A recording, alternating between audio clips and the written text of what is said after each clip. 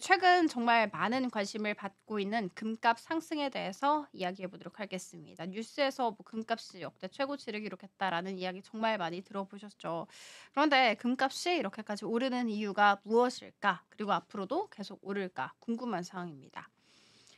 만약 우리가 금 투자에 관심이 있다면 어떤 전략을 취해야 할지 체크해 주시면 좋을 것 같습니다. 자, 그러면 먼저 제일 중요한 게 금값이 왜 오르고 있나 이 부분이겠죠. 보통 금값은 경제 상황과 굉장히 밀접한 관련이 있습니다. 최근 금값 상승의 가장 큰 이유는 경제 불확실성 때문이었다고 합니다. 특히 미국 정책이 중요한 변수로 작용이 됐었는데, 미국에서는 트럼프 2기 정부가 들어서면서 관세 정책에 대한 불확실성이 굉장히 커졌습니다. 이 기업과 투자자들은 이 불확실성을 크게 느꼈고 부담스럽게 느꼈고, 그리고 안전자산을 찾게 됐죠. 이런 상황에서 금은 대표적인 안전자산이기 때문에 많은 사람들이 금을 사들이면서 가격이 오름세를 보이고 있는 것입니다. 그리고 또 하나 주목을 해야 하는 부분은 중앙은행의 금 매입입니다. 각국 중앙은행들은 경제 위기에 대비를 하기 위해서 금을 보유를 하고 있는데, 최근에는 금을 사들이는 양이 계속해서 좀 늘어나고 있다고 합니다. 자, 이렇게 수요가 많아지면 당연히 금값이 올라갔겠죠. 자, 그러면 우리나라의 금값은 어떻게 움직이고 있을까? 굉장히 흥미로운 현상이 하나 있었습니다. 얼마 전에 국내 금값이 국제 금값보다 20% 이상 비쌌던 적이 있었다고 해요. 이것을 일명 우리는 김치 프리미엄이라고 부르는데, 원래는 가상화폐 시장에서 쓰이던 용어였잖아요. 그런데 이것을 그대로 그냥 가져와서 금 시장에서도 비슷하게 사용을 하고 있습니다.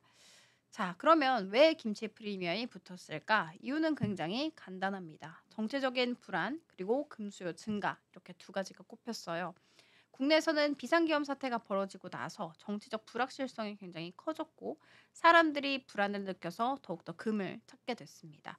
그러다 보니까 국제 시세보다도 국내 금값이 훨씬 더 비싸지는 이런 현상이 발생이 됐죠. 하지만 이후 금값이 조정되면서 현재는 국제 수준과 비슷한 상황, 비슷한 가격으로 거래가 되고 있는 상태입니다. 자, 그렇다면 앞으로 금값은 어떻게 될까? 전문가들은 금값 상승세가 당분간 이어질 것이라고 봤어요. 그리고 크게 이유는 세 가지를 들어서 설명을 하고 있습니다. 이 첫 번째는 지정학적 리스크가 꼽혔죠. 현재 세계 곳곳에서 정치적 갈등이 굉장히 심해지고 있습니다. 중동과 우크라이나 같은 경우에는 전쟁이 어쨌든 다 마무리가 되지 않았죠. 우크라이나 러시아 전쟁 같은 경우에는 좀 30 일간 휴전을 하겠다라고 밝히긴 했습니다만, 완전히 종전됐다고 볼 수는 없겠고, 그리고 중동까지도 아직은 전쟁이 마무리가 되지 않았다는 점, 그리고 미국과 중국 갈등도 좀 고조가 되고 있는 상황입니다. 여전히 좀 해결될 기미가 없다고 봐도 좋겠죠. 자, 이런 불안한 상황에서 투자자들은 당연히 안전자산을 찾게 되고 금값은 자연스럽게 올라갑니다.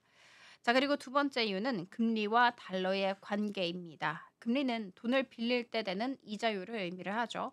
일반적으로 금리가 높아지면 금값이 떨어지고요. 금리가 낮으면 금값이 올라갑니다.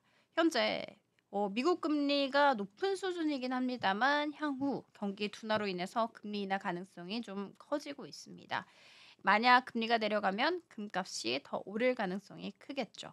그리고 마지막 세 번째는 중앙은행과 투자자들의 매수세입니다. 앞서 말씀드렸던 것처럼 중앙은행과 글로벌 투자자들이 금을 좀 적극적으로 매입을 하고 있는 상황입니다. 이런 추세가 지속된다면 금값이 단기간에 떨어질 가능성은 좀 적다고 볼 수가 있죠. 자, 그러면 여기에서 질문이 하나 나옵니다. 그래서 지금 금을 사야 될까? 전문가들은 금 투자를 할 때 단기 차익을 노리는 것보다는 좀 중장기적으로 가져가야 한다고 보고 있습니다. 그러니까 "단기 차익을 노리는 것은 위험하다."라고 정리를 한 거죠. 금값이 단기간에 굉장히 빠르게 최근 들어서 오르게는 했지만 그만큼 변동성도 크기 때문입니다. 최근에는 금값이 오르락 내리락 하면서 많은 투자자들이 좀 어려움을 겪기도 했어요. 자, 그러면 어떤 전략이 좋을까요? 중장기적인 관점에서 포트폴리오를 구성하는 것이 더 현명한 선택이라고 봤습니다. 그러니까 쉽게 말해서 금을 단기적으로 사고 파는 것보다는 장기적인 투자 수단으로 활용하라라는 뜻이겠죠. 실제로 지난 50년간 금의 연평균 수익률은 8% 정도로 미국 주식보다는 낮지만 채권이나 신흥국 주식보다는 높았습니다. 그러니까 금은 단기 투자보다는 포트폴리오 위험을 줄이는 역할로 활용하는 것이 가장 적절하다고 볼 수가 있습니다. 자, 그러면 오늘 내용 한번 정리를 해보도록 할게요. 금값의 상승 주요 원인은 경제적인 불확실성 그리고 중앙은행의 매입 증가였다. 두 번째, 국내에서는 정치적 불안으로 인해서 김치 프리미엄 현상이 나타났다가 지금은 조정된 상태다. 자, 세 번째, 전문가들은 금값이 당분간 상승할 가능성이 높다고 보고 있지만 변동성이 크기 때문에 단기 투자는 위험할 수 있다. 자, 그래서 금 투자는 장기적인 관점에서 포트폴리오 분산 전략으로 활용하는 것이 가장 유리합니다. 결국 금은 위험을 줄이는 자산으로 활용하는 것이 가장 좋은 전략이라고 정리를 해 볼 수가 있겠죠. 단기적으로 시세 차익을 좀 노리는 것보다는 보다 더 중장기적인 시각에서 안전 자산으로 가져가라라고 정리 가능할 것 같습니다.